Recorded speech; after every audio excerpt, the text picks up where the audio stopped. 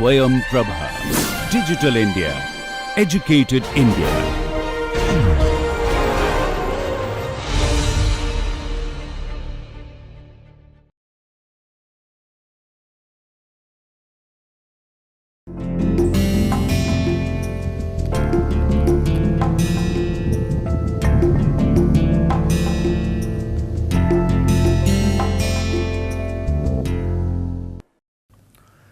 Hello and welcome to the first session of the machining science course. So, before we start the course, let me give you a glimpse of what you should expect from the course and what we are going to cover throughout the sessions of the machining science course.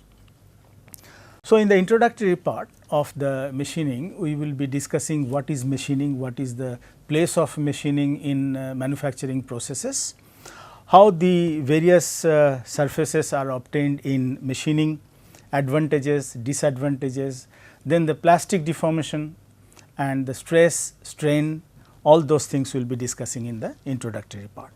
And we will also discuss the mechanism of plastic deformation in the atomic scale. Next, in the chip formation in machining, we will see the slip lines through which the deformation occurs and the chips are segregated from the workpiece. We will see the defects in the crystallographic structure of a material and how along the crystallographic structure or the plane or the slip line the deformation occurs. Elastic and plastic deformation in the atomic scale, the amount of shear stress necessary to affect the slip that we will discuss, and the basic machining processes followed by the cutting tools and the types of machining, orthogonal and the oblique cutting, just a glimpse what they are actually. Next we will discuss the types of chips, that we have the continuous chips, we have the discontinuous chips, and we have a type of continuous chips with the built up edge formation. We will discuss the mechanism of the built up edge formation, what is the physics behind it and how to prevent the formation of the built up edge. Next we will discuss the tool nomenclature, that is how the tool angles are defined in different countries or different systems, for example, in coordinate system, in the orthogonal rake system, in the normal rake system and so on. Then we will see the how we can convert those angles, like suppose in India we are using the orthogonal rake system and we have a tool which is purchased from the coordinate system. So, how we can convert those angles and why we need to convert those angles. We will discuss the forces occurring during the cutting process and how those forces can be modeled through, we will discuss it through the Merchant's circle diagram, which you are very much aware of although. Now, from the Merchant circle diagram, after that we will be discussing the stress, strain, the strain rate, how to find them out analytically. Next to that we will be discussing the Lee and Schaeffer model, that is another model, but the principle is different than what the Merchants have used. We will discuss the nature of the sliding friction and how the friction in metal cutting happens. What is the difference between the friction in metal cutting and the friction, normal friction, sliding friction, and there will be a model which is called the Zoref's model that we will be discussing. We will discuss the turning process, physical parameters, forces, power consumption, material removal rate, time per pass and so on. Similarly, for the same thing we will be discussing for different other processes like shaping and planing, for drilling, for milling and so on.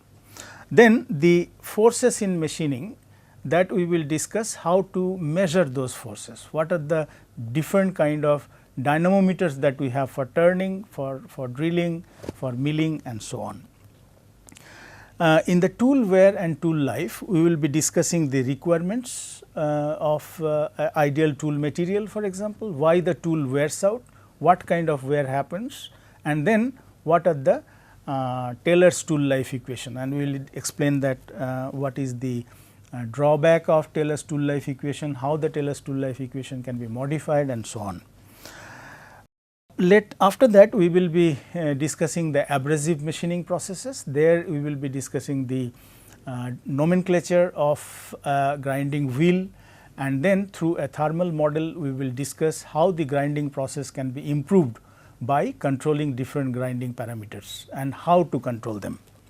In the chip length in the grinding, that is the next topic in the grinding itself. So, we will find out analytically how the chip length can be found out in case of surface grinding, internal or external grinding and so on.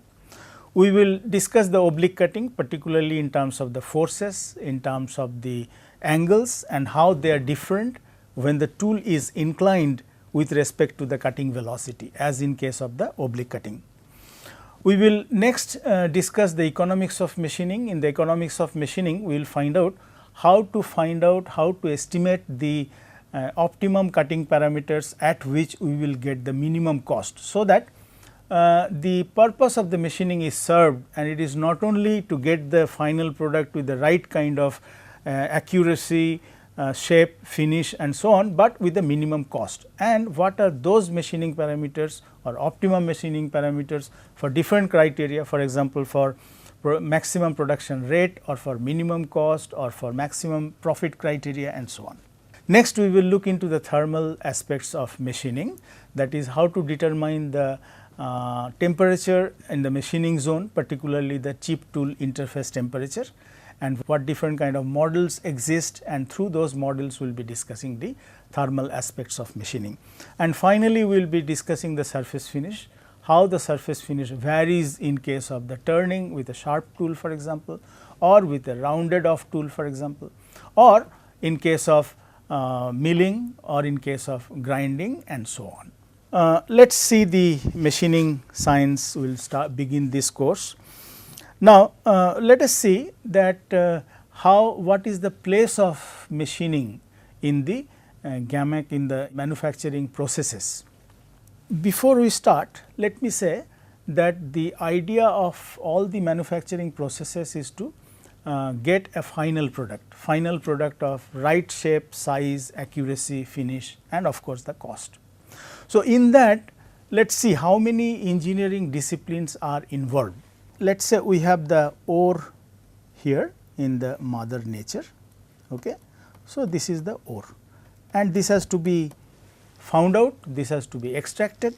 So, here we have the geologists, we have the geophysics people who are involved there. So, from this the core is extracted and this is being transported for the further processing. So, here the mining people are involved here. Okay. Mining people are involved here.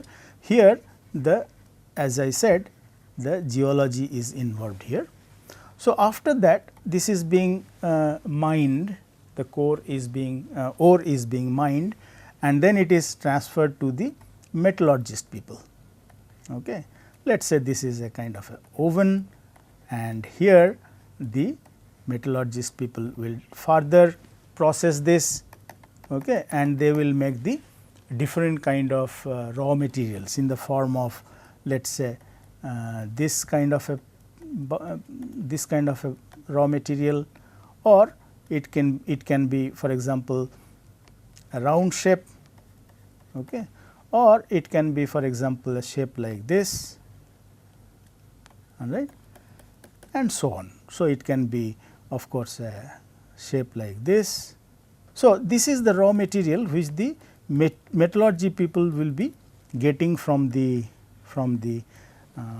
molten metal which the mining people are supplying. So, here we have the metallurgy involved. So, this is the raw material that we are getting, and this raw material will be processed. Okay. Now, this will be going into some sort of processes which are actually the manufacturing processes. Okay. So, here we have the raw material, we have the information, we have the energy involved there, and from the processes what you are getting is the final product. And along with that we are, of course, we are getting the energy which is being converted to another form of energy, and we are getting the information. Okay. Along with that, of course, we are getting the waste.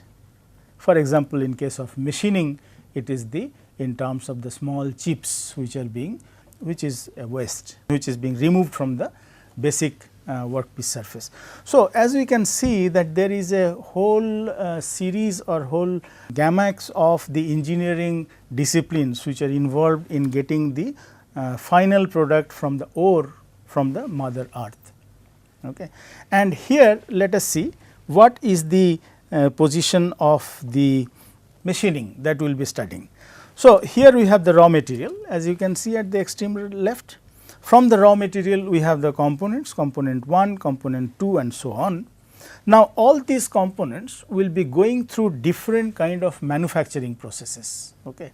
Now, these manufacturing processes can be either the constant volume manufacturing processes, as you know, or it can be material additive.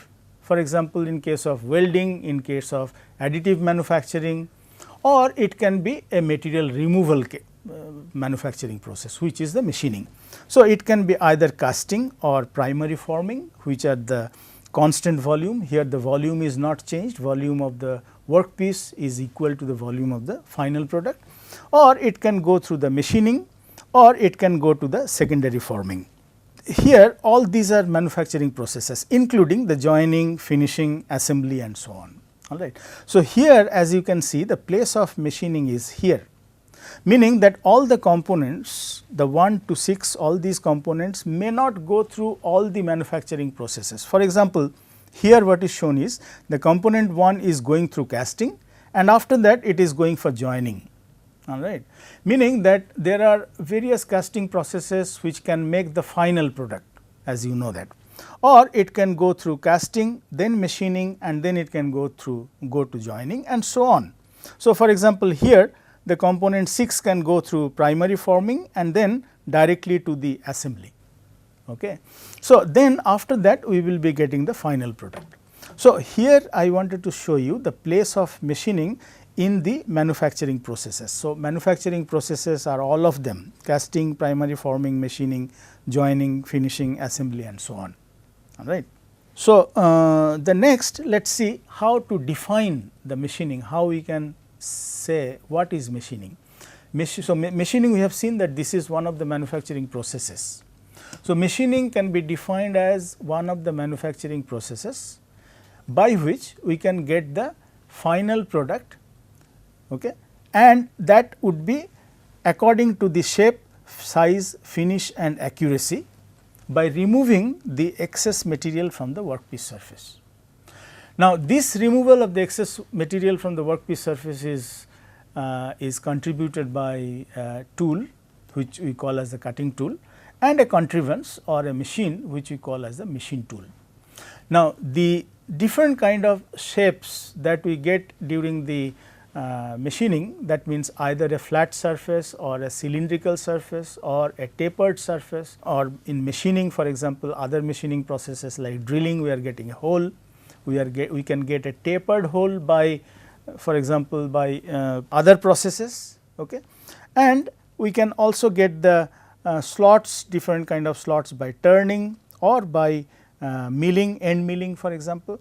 So, these surfaces, different kind of surfaces that we obtain, it will depend on the different kind of relative movements between the tool and the workpiece. For example, if the workpiece is rotating and the tool is moving parallel to the workpiece axis, in that case you know that we will be getting a cylindrical surface. If the tool moves not parallel to the workpiece surface, but at an angle, so we will be getting a tapered surface. So, the tapered surface can be external tapered surface or it can be an internal tapered surface, for example. The flat surface we can get from the milling, okay, either it can be a slab milling or end milling as it is shown here, all right, or we can also get by turning. Let us say during the turning process, if the tool is fed perpendicular to the workpiece surface, we will get a flat surface which we call as a facing, okay, as you know that.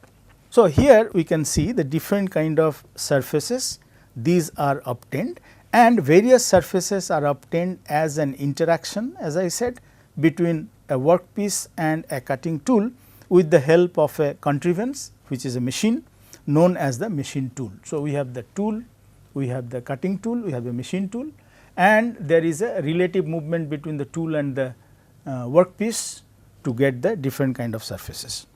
Now, what are the advantages? Why the machining is so important and one of the most important manufacturing processes? It is basically because the variety of work materials can be machined, okay, which is difficult in case of let us say metal forming or casting, for example. As you know that if the form is shape of the final part is very complicated, in that case the pattern that you will be getting for making through the casting process, it is very difficult, and removal of the pattern is difficult, making the pattern is difficult, and so on.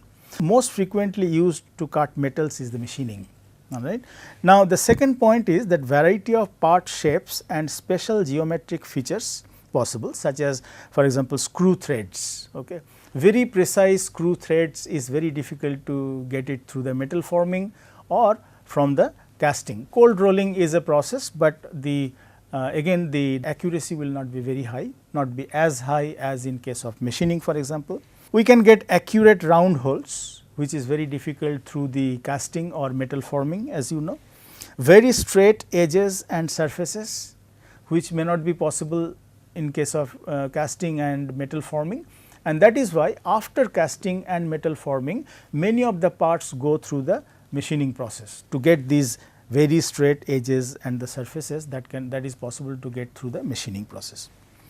Good dimensional accuracy and surface finish, which is very special characteristics of the machining, which may not be possible to get through the casting or through the metal forming. Generally perform, as I said already, after other manufacturing processes such as casting, forging and the bar drawing to get the surface finish, better surface finish, get the straight edges and so on. Only disadvantage probably for the machining process is that there is a lot of wastage in the material, meaning that machining by definition itself, it is the removal of excess material from the workpiece surface, okay, to get the shape, size, finish, accuracy, and therefore, that material which you are removing in terms of the small chips, that is actually considered to be a waste. So, therefore, wasteful of material and it is time consuming. Let us look at the mechanism of machining, how we can explain.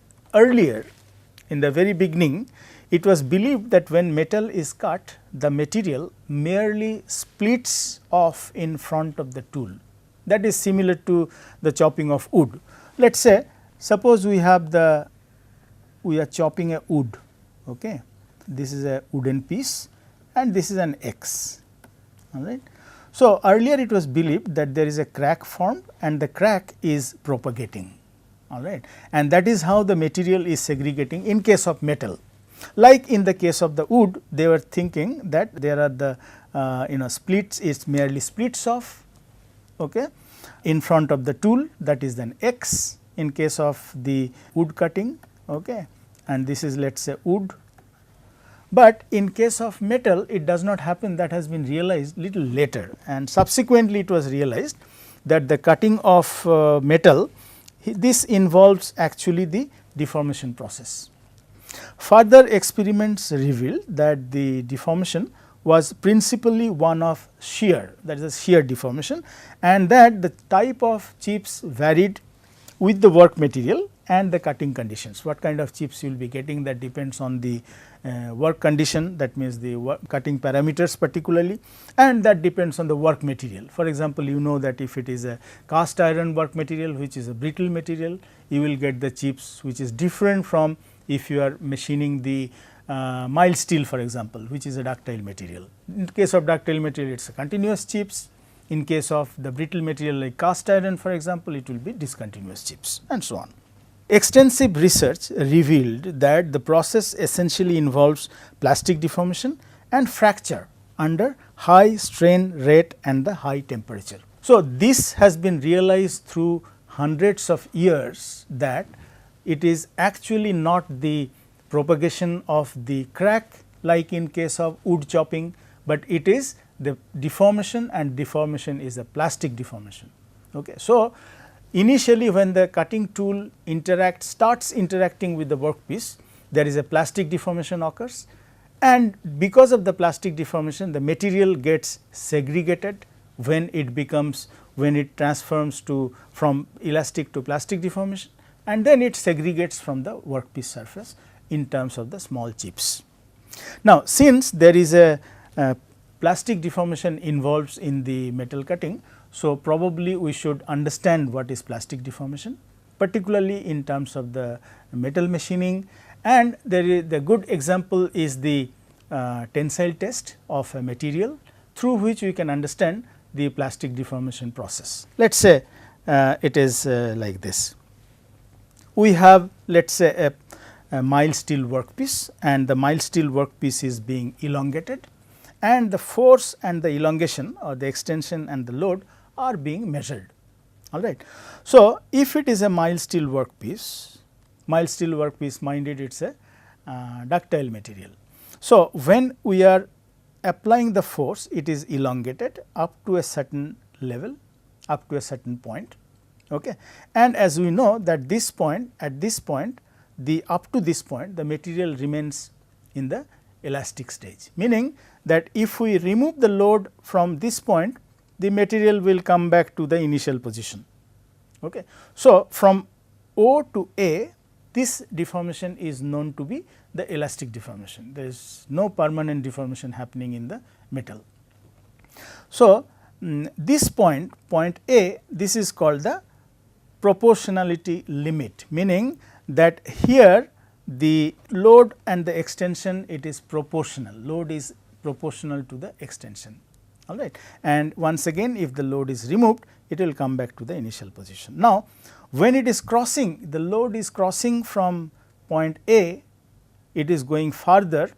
Now, the curve as you can see is no longer linear, meaning here the proportionality is disturbed, but the material from the point A to point B is still remaining elastic, all right.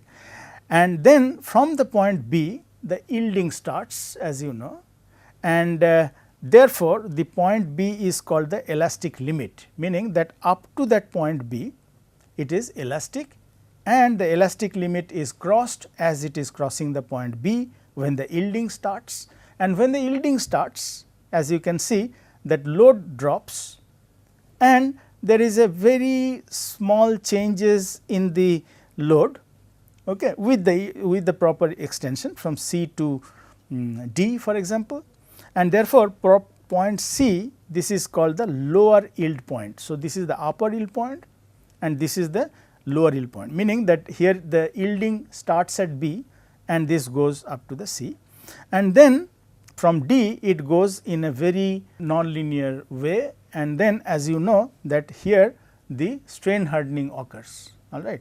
So, from D to E the strain hardening occurs, and the point E is called the necking point. I am explaining later what is necking point, and then after the necking point is crossed, anywhere between E and F the material can get fractured.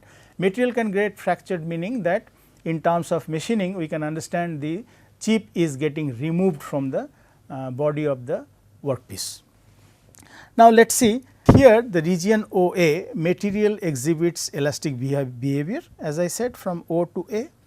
Increase in length is proportional to the applied load, which is linear, all right. Now, from A to B this linearity is lost. When applied load is removed, the bar returns to the original position, I already told that. Now, region AB the material is still elastic. Relationship between load and extension no longer remains linear, but the material is elastic. Maximum load that can be applied without causing permanent deformation defines the elastic limit, that is the point B. This I already said. Beyond point B, metal no longer behaves elastically, and removal of the load leaves the bar with permanent extension, which is plastic in nature. So far what we said is there is an elastic deformation. So, from this point the elastic deformation is no longer there, it has become it will become plastic deformation, meaning that the deformation which is occurring in the material, it is permanent. If we remove the load, the material will not come back to the initial position, that is the point. Just above point B, Okay. This is, as I said, called the upper yield point. Elastic behavior of the material ceases and yielding starts. This is called the yield point therefore. Stress at point B is usually called the upper yield stress, and in the region CD, yielding in mild steel particularly is accompanied by a sudden drop of the load, as I said, an increase in length at approximately a constant load, here already almost constant load. Stress at point C is called the lower yield stress. This upper yield stress and lower yield stress is characteristic of mild steel, okay, caused by the presence of small amount of foreign metals in the material, like for example, it can be carbon, it can be nitrogen and so on. Most metals and alloys do not show this type of pronounced initial yielding, and change from elastic to elastic plastic or plastic deformation is gradual, but in case of mild steel, as we said, that this is the picture, all right. Now, region DE, as I said, this is the region of strain hardening. Following the transition from elastic to plastic behavior, the load required for further deformation increases, all right. Now, the material being able to withstand the increased load despite the uniform reduction in cross sectional area, this is called the strain hardening. This is the definition of the strain hardening, that is the material is the ability to of the material to withstand the increased load despite the uniform reduction in the cross sectional area. We will discuss the remaining things in the next session. Thank you very much.